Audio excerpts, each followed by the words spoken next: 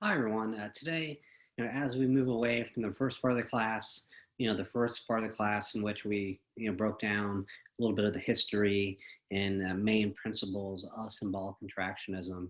Today, we'll start to get into the more specifics within it. And so, this chapter we're looking at today kind of gets into more of the nitty gritty compared to the more general discussions we had with the first couple chapters.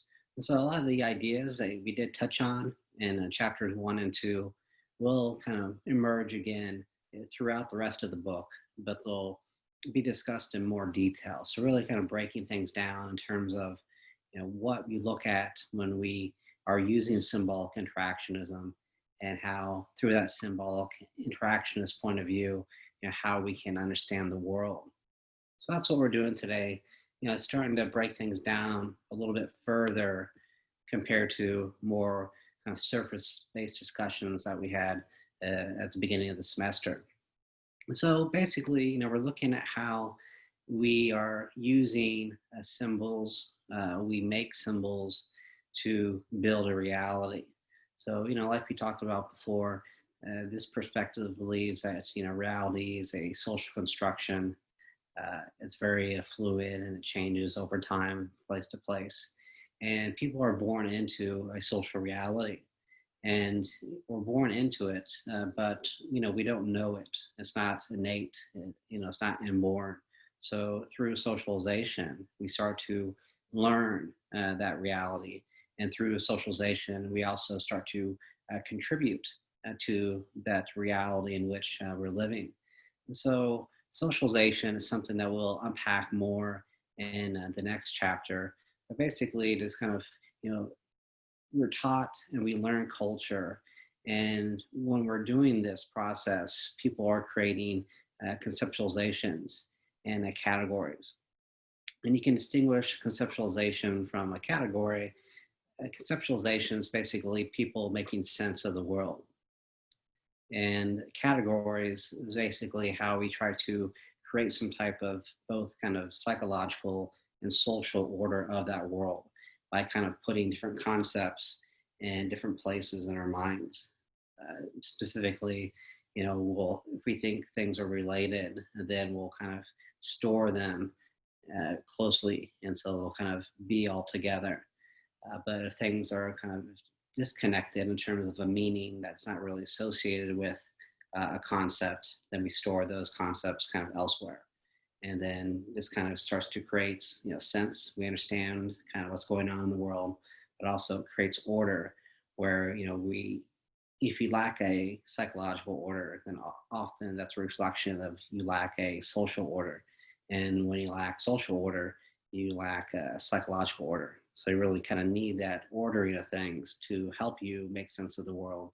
But you need the concepts first to make sense of the world and to create order as well. So now we'll get into meaning making. So again, getting down to kind of the nitty gritty here, we can look at, again, two different ideas, one signs and one symbols. So again, the authors do a good job of kind of giving us examples of, all these things in the book.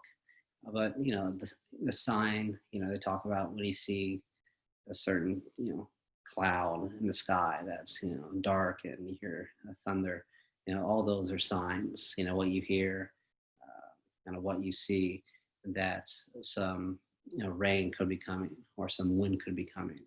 And so a sign is basically meanings that we attach to different objects around us and to different activities. And those meanings kind of give us an idea of what to expect. It's a sign of something.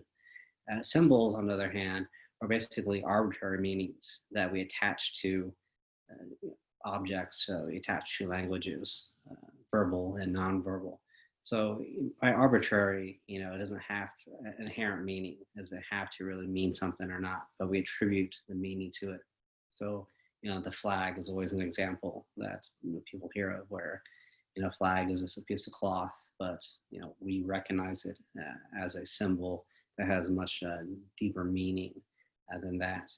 So signs and symbols are a big part of what creates those conceptualizations and what makes up those kind of categories in our minds that helps us make sense and helps us kind of understand reality as a whole in a very kind of functional manner.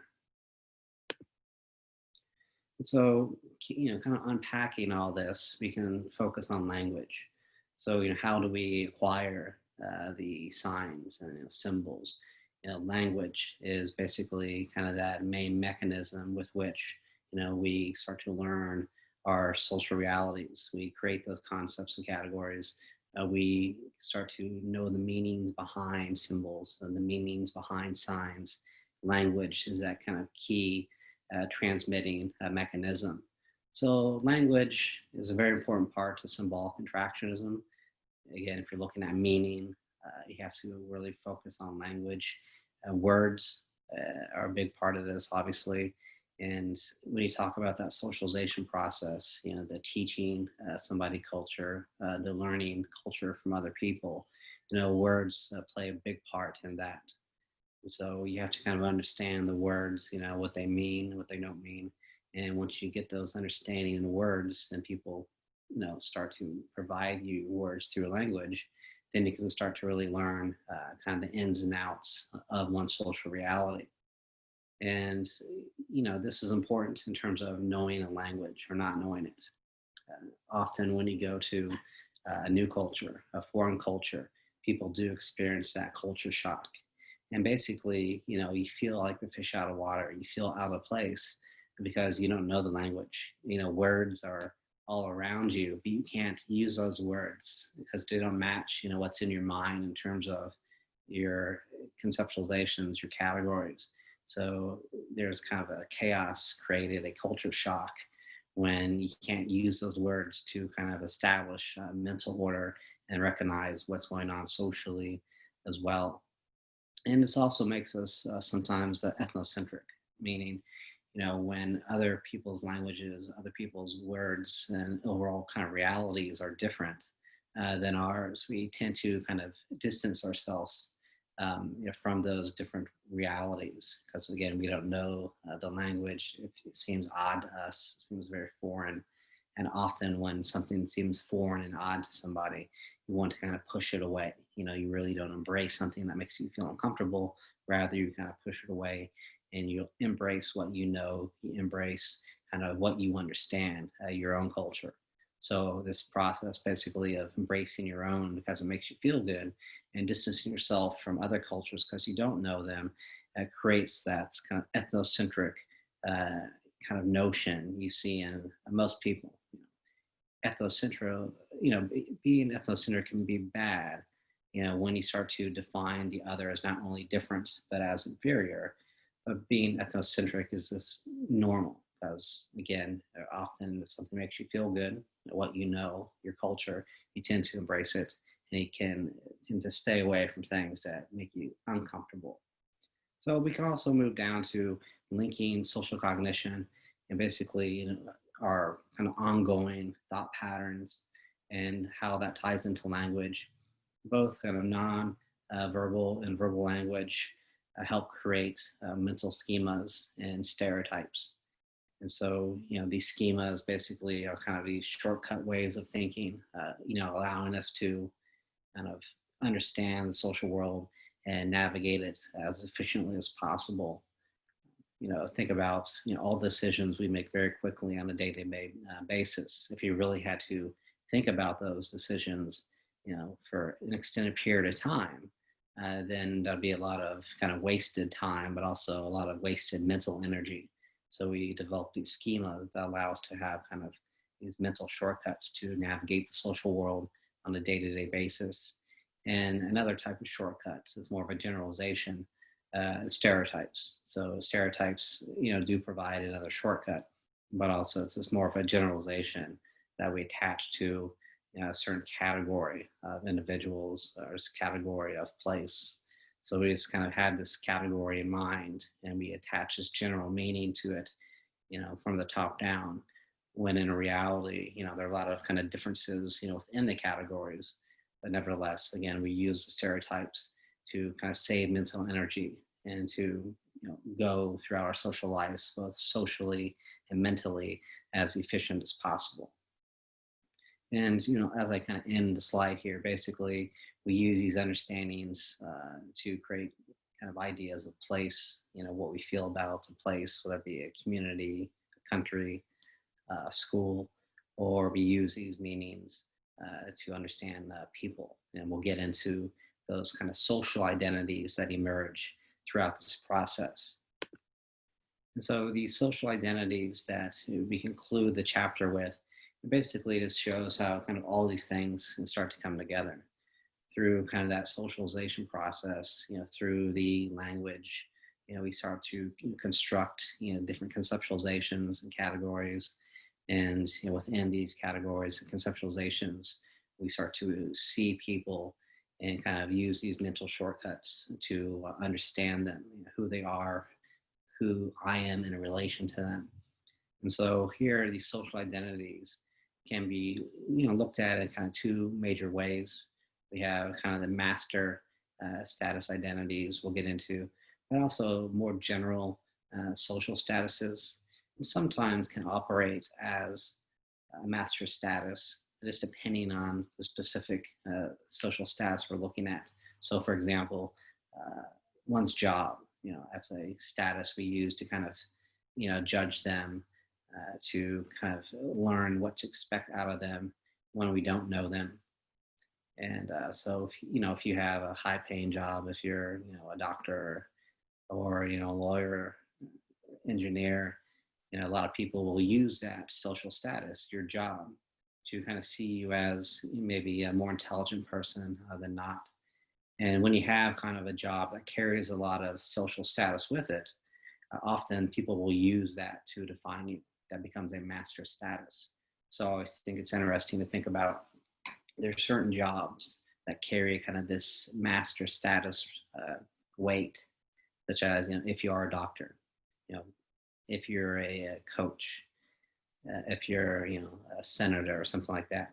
And you can start to see when the social statuses start to become a master status, when they kind of refer to you through your job occupation, kind of outside your work. So my dad was a tennis coach, but even kind of off the court, outside in his daily life, he was Coach Orr to everybody. Coach Orr, Coach Orr. You see this with doctors. So when I'm not, at school, or when somebody is not at their practice, people still refer to them, as doctor, outside of the work environment. So that's when you start to see, sometimes employment can operate as a kind of master status in how we define people. Lifestyle we use to kind of see somebody and try to understand, who they are, what they're about. Marital position, somebody's married or not. We kind of look at them differently according to, that status as well. So again, dot, dot, dot. And there are many, many more statuses we can look at, but those, are general ideas, just kind of pieces of information that we use to kind of understand people. And then we get into the master statuses, and here again, that strong link between a status you carry and how people will use that status to define you and kind of understand who you are and what you're about. And so, sometimes these social identities and the meanings they carry will become less and less influential as we get to know people. So when you get to know people, it's no longer about what job they do or don't do. It's no longer about how old they are, how young they are. It just becomes about them because you know them. But without that knowledge of who people really are, we have to rely on these kind of mental shortcuts that we develop through that socialization process. And, the rub is, for the most part, we don't know many, many more people than we do know. So we are using these things on a daily basis because we interact with a lot of people who we don't really know on that deeper level. So these things are always kind of in play when it comes to our social cognition. So sex and gender, the meanings we attach to different sex categories, femininity, masculinity, we use these meanings to, again, kind of understand who these people are, who they're not. Age, we can look at, age groups, different meanings we associate with age groups. And, these things will vary kind of over time as well.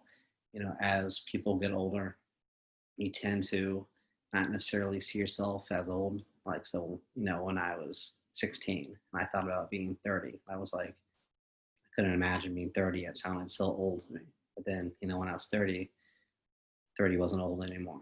So, a lot of the meanings we attach to these different statuses, are fluid and will kind of change over time. So again, a lot of this stuff we talked about in the three main premises of symbolic interactionism. But again, we're getting down kind of to the nitty gritty and how it really works in these next chapters we go through. So race, ethnicity, again, different categories of race or one's ethnic kind of background within a racial category, and the meanings we associate with those categories. And again, we don't all share kind of the same meanings. So I know one of my good buddies is Hispanic, and he has a certain ethnicity, within that kind of larger Hispanic category. And kind of, when talking about kind of other ethnicities under that category, he had all these meanings to define, Cubans versus Puerto Ricans, things that I just didn't really know. I haven't been socialized to kind of really nitpick different ethnicities apart within certain racial categories. Where in other categories, such as whites, I can definitely kind of nitpick apart, the stereotypes we attach to, Scottish people, to Irish people. So, overall, these meanings we attach to the categories, but not everybody has the same meanings, and not everybody has a meaning at all sometimes when it comes to these things. So appearance, how one looks, how one appears physically speaking, or how one, doesn't look and, doesn't appear physically speaking. Again, we'll use these things to define the individual. And one final thing in terms of social identities is that then, they call it here the discourse, but the overall nature of the interaction. So another friend of mine, um, he's a tall guy, kind of a big dude. And he always says that, he kind of scares people at first because, physically he's a little bit intimidating. And sometimes with that kind of height and kind of, overall body structure, people assume that you're going to be mean or tough. And he's the opposite of that. So again, through the nature of interacting with him, people learn quickly that he's not this big kind of imposing guy. He's just himself. So, all these things are, very fluid and can change, but nevertheless, we have to kind of recognize, what's really going on in here if we want to start to recognize kind of the action as a whole. Again, these kind of main ideas of symbolic interactionism that we've been talking about in this early part of the semester. So I'm going to leave that there for today. In our next class, we'll start to get into socialization further and start to connect socialization to the level of identity, social identity, like we talked about, but also one's personal identity as well.